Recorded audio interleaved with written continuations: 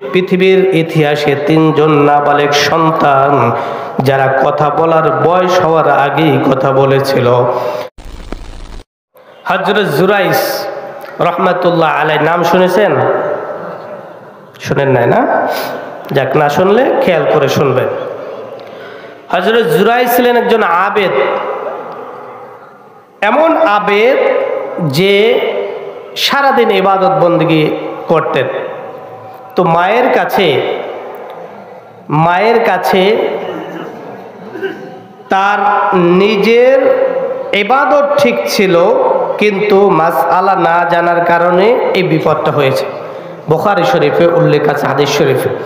হযরত জুরাইজ রহমাতুল্লাহ আলাইহি তার মা তার কাছে গেছে, যে দরজায় নক করেছে জুরাইজ, কিন্তু জুরাইজ নামাজে। চিন্তা করলো মায়ের ডাকে সাড়া দেব না, আল্লাহর নামাজ আদায় করতেছি, নামাজ আদায় করতে চিন্তা করে, ইলম নাই, আবেদ, নামাজ পড়ছে। পরের দিন গেছেন, আবার সেম ঘটনা। পরের দিন গেছেন, এবার মা রাগ করে বললেন, জুরাইজ দরজা খুলে মায়ের মুখ দেখলি না, দরজা খুলে বিশ্বার মুখ দেখিস। নাউজুবিল্লাহ। আল্লাহ রাব্বুল আলামিনের দরবারে কবুল হয়ে গেল। মা বাবার দোয়া যেমন কবুল হয়, বদদোয়াও ঠিক সেম সেইভাবে কবুল হয়। এবার বদদোয়া জুরাইজের লেগে গেল। কিছুদিন পরে এক মহিলা ছিল, খারাপ মহিলা, নষ্টা মহিলা।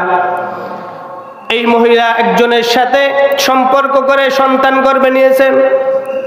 জন্মের পরে এলাকার মানুষ যখন জিজ্ঞেস করলো, এই সন্তান তুমি কোথায় পেলে?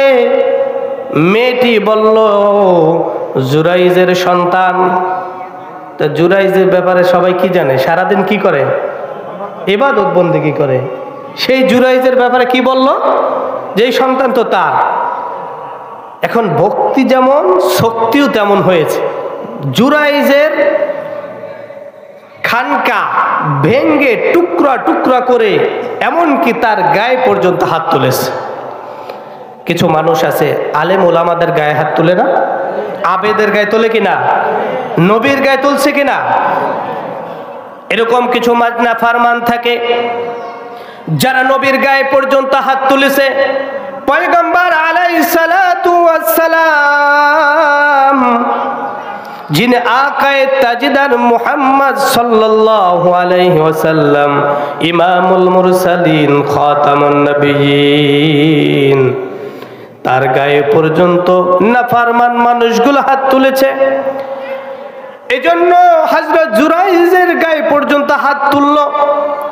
জুরাইজ ডাক দিয়ে বললেন, কিরে ভাই, এত ভক্তি দেখালে, গাছের ফল যদি প্রথম হয় তাহলে প্রথম ফলটা তুমি আমার কাছে নিয়ে আসতে।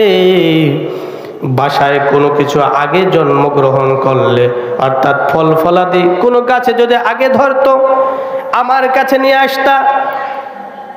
এত ভক্তি, আজ কেন এত শক্তি করলা? বুঝলাম না তো। বোঝো না, পিসাব হয়েছ, কিছুই বোঝো না। কি ব্যাপার? কিছুই তো জানি না।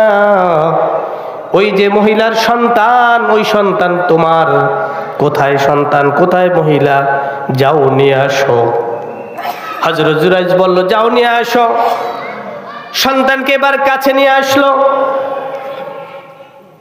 নিয়ে আসার পরে কোলের সন্তানকে জুরাইজ জিজ্ঞেস করলো, এই জুরাই, এই সন্তান তুমি কার সন্তান, কোত্থেকে আসলা?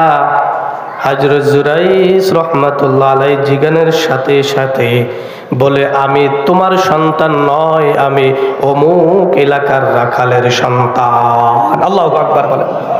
তিনজন সন্তান শিশু বয়সে কথা বলেছে, এই একজন তার মধ্যে। দ্বিতীয় নাম্বার হলো হযরত ইউসুফ আলাইহিস সালাতু ওয়াস সালামকে যখন তোহমাত দিয়েছিল, সেই সময় একজন সন্তান, নাবালেগ সন্তান, সাক্ষী দিয়েছিল, জামা যদি সামনে ছেঁড়া থাকে তাহলে জুলেখা নিরপরাধ, আর যদি পিছন থেকে থাকে তাহলে মনে করবা জুলেখা কি অপরাধী। 3 নম্বর হযরত মারিয়াম আলাইহিস সালাতু ওয়াস সালামের সন্তান কথা বলেছেন, যিনি হযরত ঈসা আলাইহিস সালাতু ওয়াস সালাম। জন্মগ্রহণের পরে মানুষ বিভিন্ন রকম কথা বলতেছিল। এরপরে বলেন, সন্তান কার? মারিয়াম আলাইহিস সালাতু ওয়াস সালাম বলেন, সন্তানকে জিজ্ঞেস করো কার? ক্বালা ইন্নী আব্দুল্লাহ। সন্তানকে যখন জিজ্ঞেস করলো, ঈসা আলাইহিস সালাতু ওয়াস সালাম জবাব দিলেন, ক্বালা ইন্নী আব্দুল্লাহ। জোরে সোরে বল সুবহানাল্লাহ। আমি হইলাম আল্লাহর বান্দা। আতানিয়াল কিতাব ওয়া জাআলানি নবিয়্যা। আল্লাহ তাআলা আমাকে কিতাব দিয়ে নবী হিসাবে প্রেরণ করেছেন। এজন্য পৃথিবীর ইতিহাসে 3 জন নাবালেগ সন্তান যারা কথা বলার বয়স হওয়ার আগেই কথা বলেছিল। তো হযরত জুলাইস মার বদদুয়া লেগেছে। এই কথাটা বলার কারণ হলো, আবেগ তো ছিল ঠিক, কিন্তু এলেম ছিল না। না থাকার কারণে মায়ের ডাকে সাড়া না দিয়ে নামাজ আদায় করেছে। যদিও দেখতে ভালো, কিন্তু উচিত ছিল আগের মার সাথে দেখা করা।